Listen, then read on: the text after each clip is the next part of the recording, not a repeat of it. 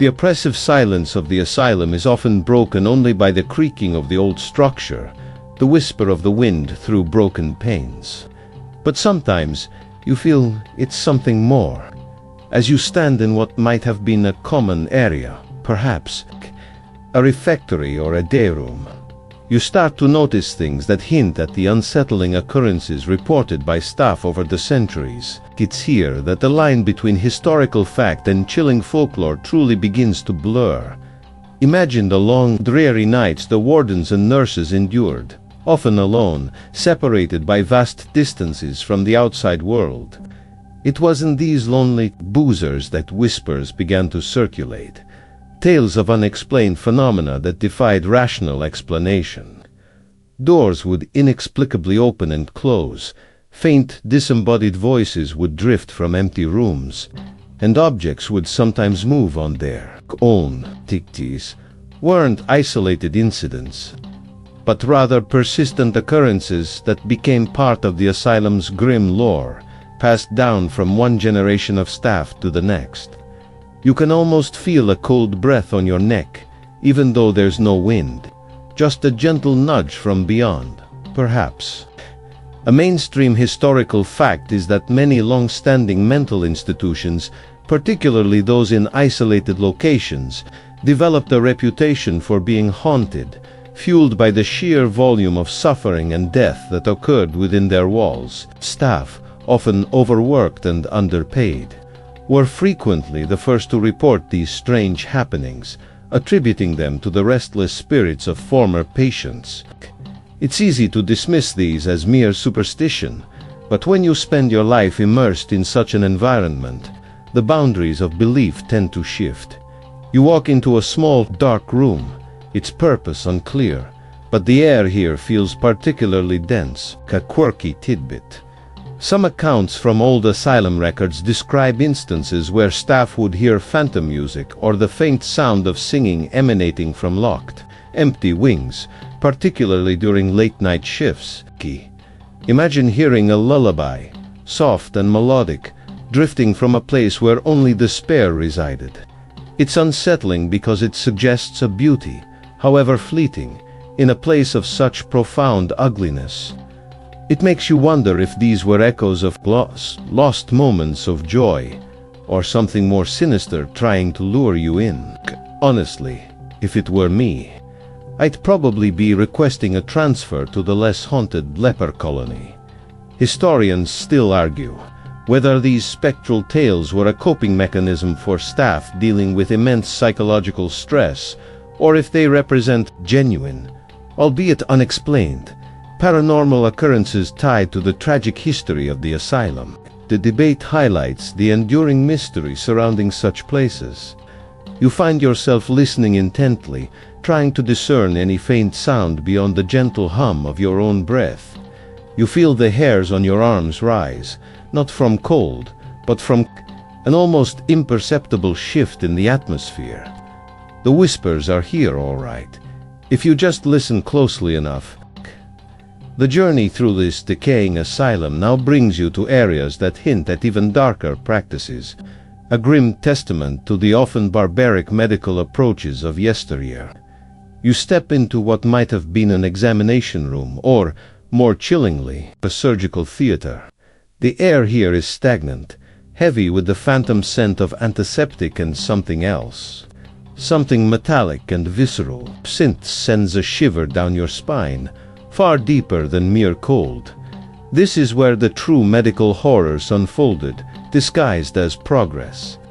Beyond the basic cures of bloodletting and purging, these institutions became unwilling laboratories for procedures. Today sound like something out of a horror film. Mainstream historical fact: lobotomies, though primarily popularized in the mid-20th century, had their conceptual roots and earlier, cruder variations experimented with in some asylums long before. Imagine being held down, fully conscious or barely sedated, while a doctor, perhaps with rudimentary tools, attempted to cure your mind by severing connections in your brain. It's a procedure so invasive, so irreversible. It It makes you question the very definition of healing in that era. You feel a phantom ache behind your eyes, a sympathetic response to the unimaginable pain and terror endured by those subjected to such procedures. It's enough to make you wince. Then there was insulin shock therapy, where patients were deliberately put into a coma by injecting high doses of insulin. The idea being that the shock would somehow reset the brain. Sometimes it worked, sometimes it led to irreversible brain damage, and sometimes it led to death. And let's not forget electroconvulsive therapy, ECT, in its earliest unrefined forms, administered without muscle relaxants or anesthesia, leading to violent seizures and fractured bones. It's like they were playing a twisted game of fix the brain with a sledgehammer. A quirky tidbit that emerges from some historical asylum records involves the use of hydrotherapy gone extreme, beyond simple cold baths. Some institutions experimented with water torments, where patients were subjected to powerful jets of water, either scalding hot or freezing cold, often aimed at their heads, for extended periods. It was believed to calm agitated patients or shock catatonic ones back to responsiveness. It sounds less like therapy and more like a cruel interrogation technique, doesn't it?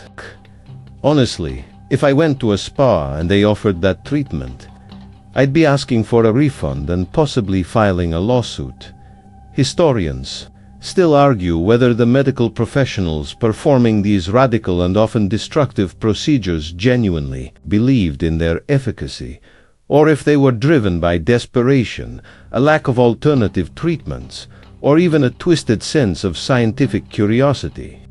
The debate highlights the murky ethical waters in which early psychiatry often operated. You stand in the silence, and you swear you can hear the faint, desperate pleas that never left this room. The cold here isn't just from the drafts. It's a cold that permeates from the past, a chilling testament to human suffering for the sake of science. Your exploration now leads you to sections of the asylum that reveal the desperate, often tragic, attempts of its inhabitants to regain their freedom. You enter what appears to be a day room, still equipped with heavy, bolted-down furniture, clearly designed to prevent it from being moved or used as a tool for escape. The walls are scuffed and marked, perhaps from countless hands tracing patterns of longing, or frantic attempts to find a weakness. The very air seems to hold a residual tension, the ghost of desperate struggle. Imagine the crushing weight of knowing you were imprisoned, not by choice, but by a society that deemed you an outcast. The natural human instinct for freedom would not simply vanish. You can almost feel the burning desire for escape, the meticulous planning, the whisper of clandestine conversations in the dead of night. A mainstream historical fact is that escape attempts from asylums were far more common than official records often suggest, with many going unreported or simply logged as patient agitation or disobedience. These weren't daring Hollywood breakouts. They were often quiet, desperate bids for liberation. Fueled by sheer will, you might envision a patient meticulously picking at a loose brick in their cell, or hoarding a piece of cutlery to try and jimmy a lock. Perhaps they'd try to climb a drain pipe, or even attempt to overpower a lone attendant during a shift change. The risks were immense: brutal recapture, further punishment, or worse, succumbing to the elements outside if they made it past the formidable walls. It's a grim calculus, where the possibility of death might have seemed preferable to the certainty of perpetual confinement. Honestly, if I were stuck in here, my escape plan would probably involve politely asking for the nearest exit, then just quacking out, which, judging by the state of things, probably wouldn't work. You stand by a window, its bars thick and rusted, the glass opaque with centuries of grime. A quirky tidbit from the history of escape attempts involves the ingenuity of some patients. There are documented, albeit rare, Cases of individuals creating intricate maps or tools from scavenged materials, like bones or pieces of metal, over years of silent effort. Imagine the patience, the sheer mental fortitude required to secretly craft a key from a spoon handle, all while under constant surveillance. It speaks volumes about the human spirit's unwavering refusal to be completely extinguished. Historians still argue whether the severity of punishments for escape attempts was a deterrent, or merely a confirmation of the asylum's underlying function as a place of incarceration rather than healing. The debate underlines the complex relationship between societal fear, medical practice, and human rights in these institutions. You feel a faint breeze brush past you, as if the spirit of a long-gone hopeful, but ultimately failed, escapee is still trying to find its way out. The phantom whispers you heard earlier now seem tinged with a quiet desperation, a yearning for liberty that never truly died. As you venture deeper, the architecture shifts subtly, becoming more austere, more forbidding.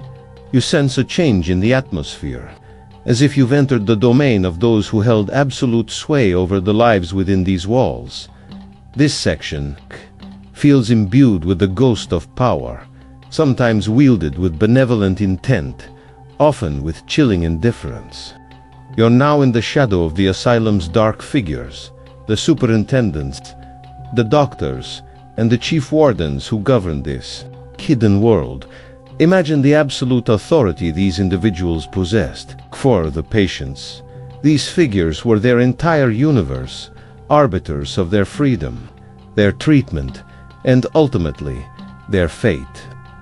A mainstream historical fact is that asylum superintendents often held immense and unchallenged power, operating with little external oversight. Their decisions, however subjective or misguided, dictated the daily existence of hundreds, sometimes thousands, of individuals. This autonomy, while perhaps intended to facilitate decisive action, often led to abuses. You might envision a stern-faced superintendent walking the halls with an air of clinical detachment, his gaze sweeping over the huddled figures, making life-altering diagnoses with a quick glance. Or a chief warden, his keys jangling, his presence instilling instant obedience, his methods perhaps more punitive than compassionate. It's a chilling thought that your entire existence could be at the mercy of one person's whims or beliefs, however flawed. Honestly, if these guys had LinkedIn profiles, their job descriptions would probably include absolute monarchy, limited accountability. You find yourself in what might have been an administrative office, dust-laden files scattered. On phantom desks, a heavy, imposing chair still in place. A quirky tidbit from some asylum histories reveals instances of superintendents or wardens engaging in peculiar personal projects or experiments on patients, sometimes driven by genuine though misguided scientific curiosity, other times by sheer eccentricity or darker impulses. Imagine a doctor meticulously cataloging peculiar behaviors or even collecting specimens from deceased patients, all in the name of advancing psychiatric knowledge. It's a stark reminder that the line between doctor and tormentor could become disturbingly blurred. Historians still argue whether the lack of accountability for these powerful figures was a systemic flaw of the era, reflecting societal attitudes towards mental illness, or a deliberate design to ensure the smooth, uninterrupted functioning of institutions often seen as social dumping grounds. The debate raises uncomfortable questions about complicity and responsibility. You feel a subtle coldness emanating from the empty office, a residue of the decisions made here, the lives altered, the fates sealed. The shadows seem to lengthen, stretching like the long, authoritarian arm of the asylum itself, still reaching out from the past.